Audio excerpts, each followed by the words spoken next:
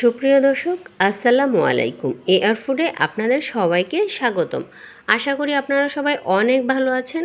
আজকে আমি মাত্র 3টি সবজি দিয়ে ভেজিটেবল সালাড করে দেখাবো। আপনি যদি ডায়েট করেন বা ভাবছেন ডায়েট শুরু করবেন অথবা এমনিতেই হেলদি কিছু চাচ্ছেন, তাহলে এই রেসিপিটি আপনার জন্য। তো চলুন রেসিপিটি শুরু করে দেই। সবজিগুলো আমি আগে থেকেই কেটে পরিষ্কার করে ধুয়ে নিয়েছি। এখন এই সবজিগুলোকে আমি ভাপিয়ে নেব। সেজন্য চুলায় একটি প্যান বসিয়ে এর মধ্যে পানি অ্যাড করে দিচ্ছি আর পানিটা গরম হওয়া পর্যন্ত অপেক্ষা করছি। তো পানিটা গরম হয়ে আসলে এর মধ্যে আমি অ্যাড করে দিচ্ছি আলু। তো এখানে আমি বড় সাইজের একটা আলু লম্বা করে কেটে নিয়েছি। এরপর এখানে আমি গাজর অ্যাড করে দিলাম। গাজরটাকেও আমি লম্বা করে কেটে নিয়েছি। তো চেষ্টা করবেন সবগুলো সবজি একই রকম করে কেটে নেওয়ার।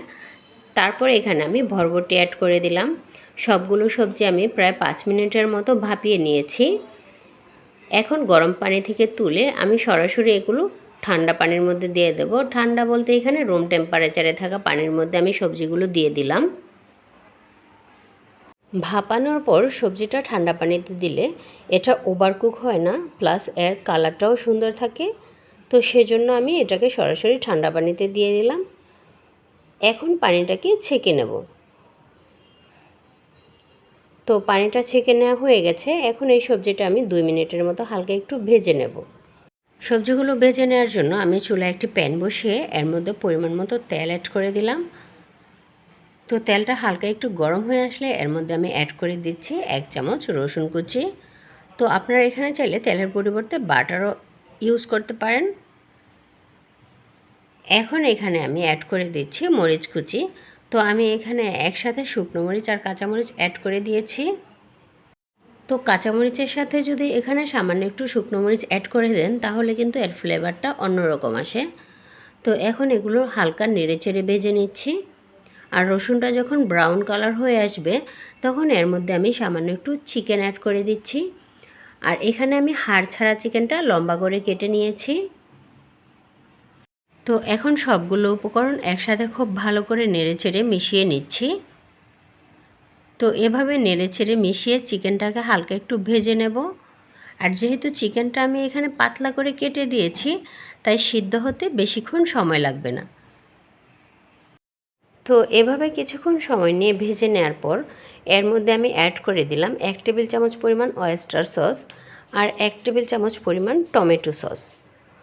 তো এখন সসটাকে চিকেনের সাথে ভালো করে মিশিয়ে নেব। তো এভাবে কিছুক্ষণ সময় নিয়ে চিকেনের সাথে সসটাকে মিশিয়ে নেওয়া হয়ে গেলে এর মধ্যে আমি ভাপিয়ে রাখা সবজিগুলো অ্যাড করে দেব। তো সবজিটা দেওয়ার পর এর মধ্যে আমি স্বাদ অনুযায়ী লবণ দিয়ে দেব। এখন সবগুলো উপকরণ একসাথে ভালো করে নেড়েচেড়ে মিশিয়ে নেব। তো এগুলোকে এমনভাবে মেশাতে হবে যেন সবগুলো সবজির গায়ে সসটা খুব সুন্দর করে লেগে যায়। তো সসটাকে পুরো সবজির সাথে ভালো করে মিশিয়ে নেওয়ার পর এখানে সামান্য একটু কালো গোলমরিচের গুঁড়া অ্যাড করে দিলেই রেডি হয়ে যাবে ভেজিটেবল সালাদ। তো তৈরি করে নিলাম ভেজিটেবল সালাদ। তো আপনারাও চাইলে এভাবে বাসায় ট্রাই করতে পারেন। তো আশা করি আমার এই রেসিপিটি আপনাদের ভালো লেগেছে। ভালো লাগলে লাইক, কমেন্ট আর শেয়ার করতে ভুলবেন না। আজ এ পর্যন্তই। সবাই ভালো থাকবেন। আল্লাহ হাফেজ।